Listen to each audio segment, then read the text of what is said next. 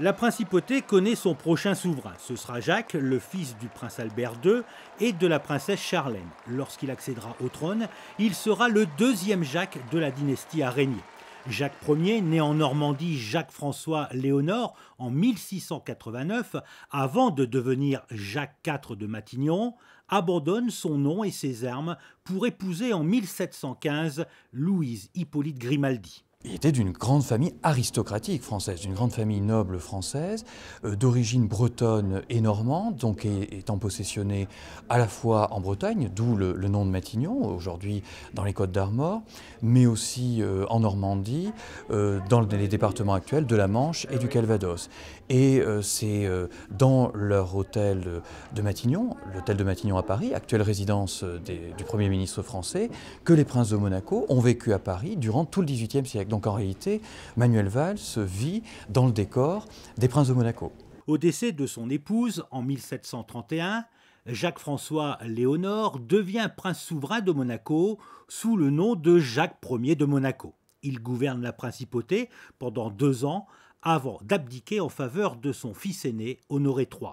Jacques Ier de Monaco est un prince éclairé, vraiment typique du siècle des Lumières, donc un prince ouvert aux idées nouvelles, lecteur de Montesquieu notamment.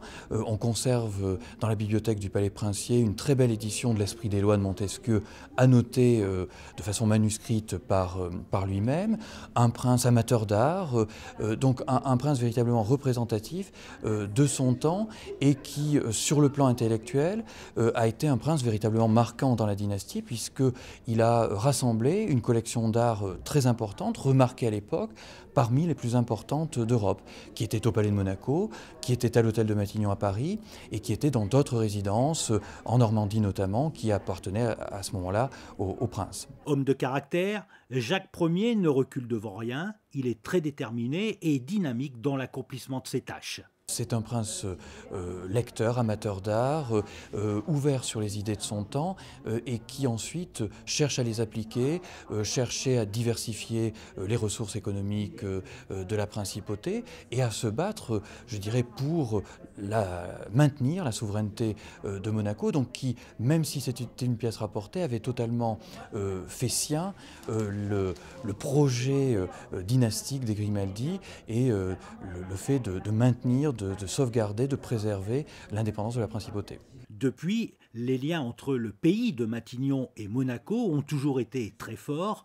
Le prince Albert porte toujours le titre de sire de Matignon et les cloches de la ville normande sonnent souvent le glas en même temps que les cloches monégasques.